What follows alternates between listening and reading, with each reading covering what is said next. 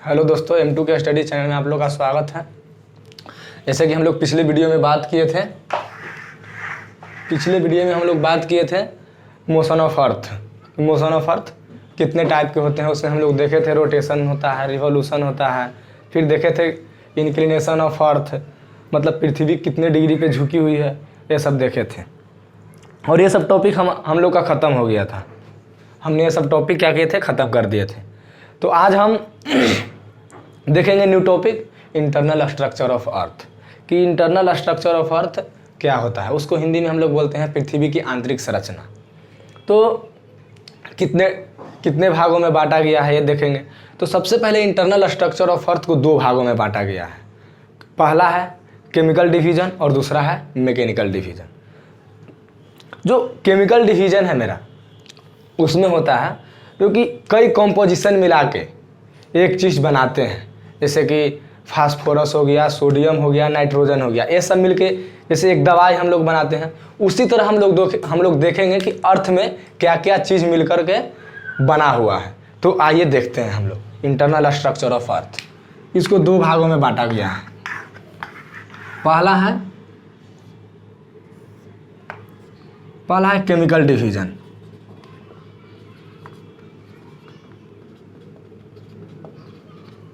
और दूसरा है मैकेनिकल डिवीजन।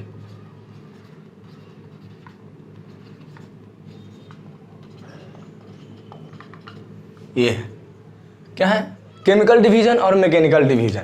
इसमें भी 3 पार्ट होते हैं और इसमें 4 पार्ट होते हैं। तो हम लोग सबसे पहले देखेंगे केमिकल डिवीजन, कि केमिकल डिवीजन में क्या होता है। उसके बाद हम लोग जब मैकेनिकल डिवीजन देखेंगे तो इसका पार्ट देखेंगे कि मैकेनिकल डिवीजन में क्या होता है। देखिए, इसमें जो होता है, पहला जो हमारा केमिकल डिवीजन को 3 भागों में बांटा गया है। पहला है क्रस्ट, और दूसरा है मेंटल, और तीसरा है कोर। इसको हिंदी में हम लोग बोलते हैं भू परपट्टी, और इसको बोलते हैं हम लोग आवरण,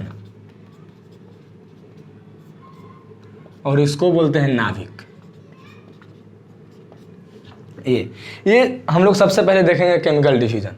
उसके बाद हम लोग देखेंगे कि मैकेनिकल डिवीजन में क्या होता है। इसमें भी 4 पार्ट होते हैं, लिथोस्फीयर होता है, हेमोस्फीयर होता है, ये सब हम लोग बाद में देखेंगे। पहले ये देखते हैं कि केमिकल डिवीजन में एक क्रस्ट, मेंटल और कोर, ये 3 चीज़ देखते हैं। उसके बाद मैकेनिकल डिवीजन देखेंगे।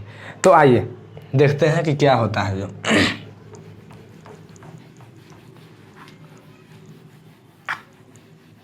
जैसे देखिए, हम लोग देख लिए केमिकल डिवीजन।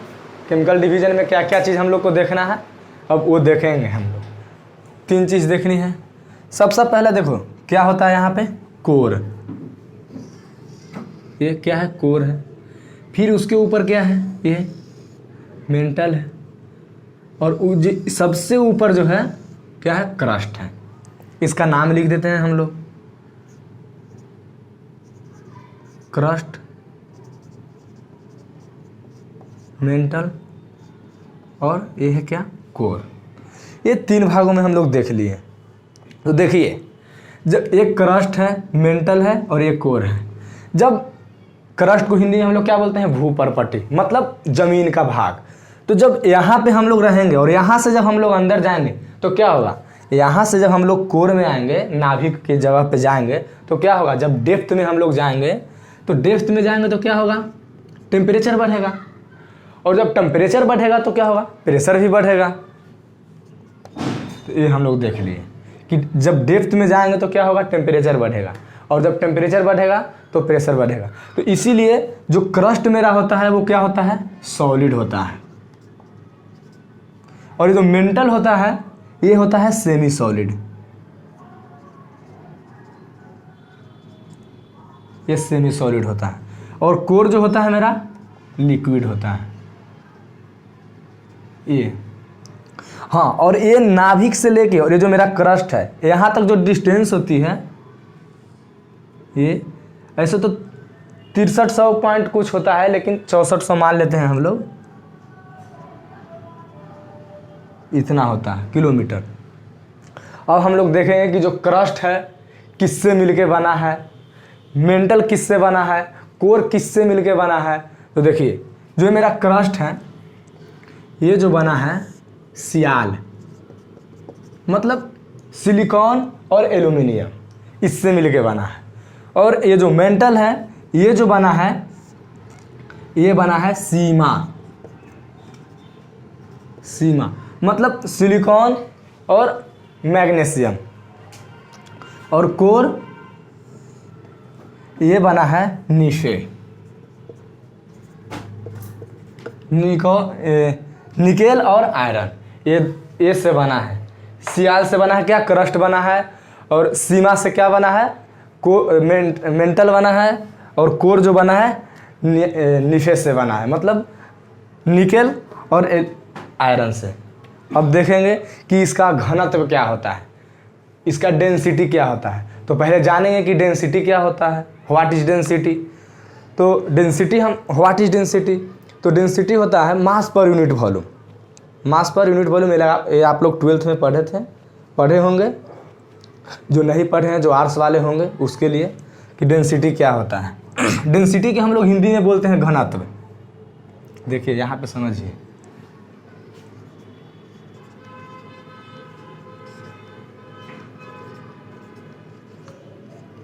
ये तो डेंसिटी जो होता है मेरा मास बटा वॉल्यूम, मतलब द्रव्यमान बटा आयतन।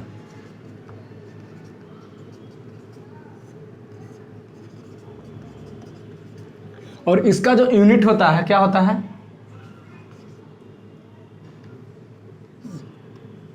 ग्राम पर सेंटीमीटर क्यूब ये होता है।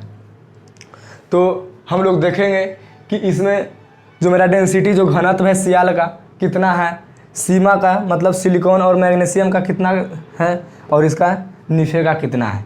तो देखते हैं इसका जो मेरा है 2 से 7 ग्राम पर सीसी सेंटीमीटर क्यूब, और इसका है 3 से 5 ये, और इसका है 9 से 12 ग्राम पर सेंटीमीटर क्यूब इसका ये है।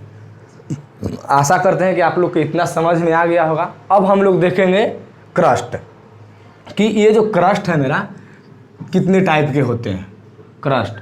तो क्रस्ट को 2 भागों में बांटा गया है। पहला जो है ओशियनिक क्रस्ट और दूसरा है कॉन्टिनेंटल क्रस्ट। तो हम लोग जानेंगे कि कॉन्टिनेंटल क्रस्ट क्या होता है और ओशियनिक क्रस्ट क्या होता है। तो आइए हम लोग देखते हैं। इसको एक टेबल बना करके हम लोग लिख देते हैं, आप लोग नोट कर लीजिएगा। इसको मिटा के टेबल बना देते हैं एक हम लोग।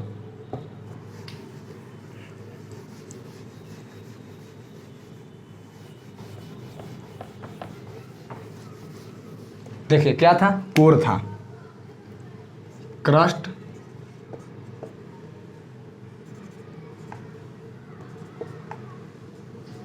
मेंटल और कोर। तो ये क्या क्या चीज से मिलके बन रहा था, इसका क्या से मिलके बन रहा था। पहला था इसका था सिलिकॉन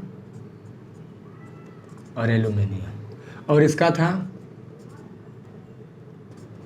ये, और इसका था ये था। और जो इसका डेंसिटी था, इसका जो डेंसिटी था क्या था, इसका जो डेंसिटी था 2 से 7 ये, 3 से 5 ये था, और 9 से 12 ये था। तो आप लोग ये नोट कर लीजिएगा ये। हाँ, एक चीज़ और देखेंगे कि क्रस्ट पे क्या होता था, सॉलिड होता था, फिर सेमी सॉलिड होता था, अंदर में लिक्विड होता था। तो ये भी लिख लीजिएगा आप लोग, सॉलिड, सेमी सॉलिड और लिक्विड, ये आप लोग नोट कर लीजिएगा कहीं पे। अब हम लोग बात करते हैं क्रस्ट की, कि क्रस्ट कितने प्रकार के होते थे, मतलब जो भू प्रॉपर्टी है वो कितने प्रकार के होते हैं। तो भूपर्पट्टी मेरे दो प्रकार के होते हैं। पहला तो होते हैं मेरा ओशियानिक क्रस्ट और दूसरा कॉन्टिनेंटल, मतलब महाद्वीपीय भूपर्पट्टी। और ओशियानिक को हिंदी में हम लोग क्या बोलेंगे, तो ओशियानिक को हम लोग बोलेंगे हिंदी में समुद्र।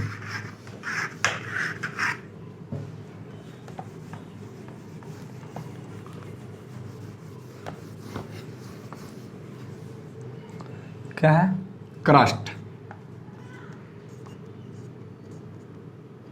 Crust is two types of crust.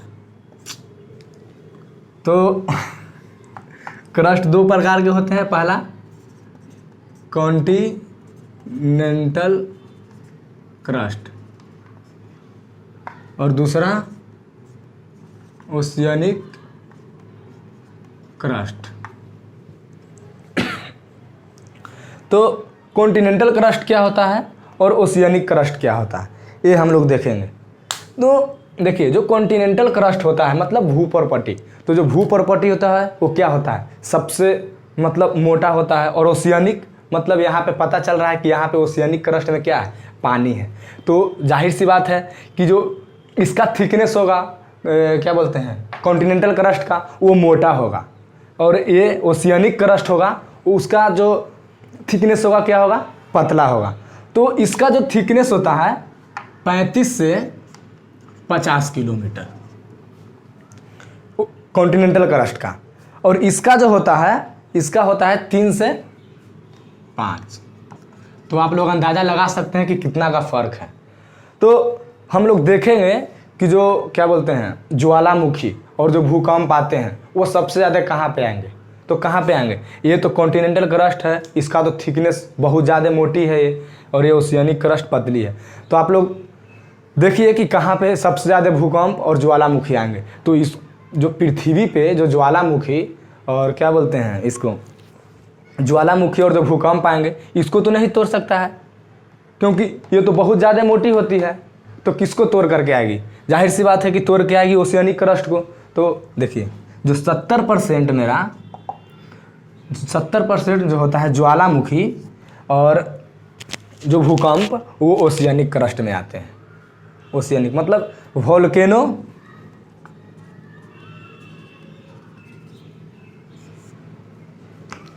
और दूसरा है अर्थक्वेक।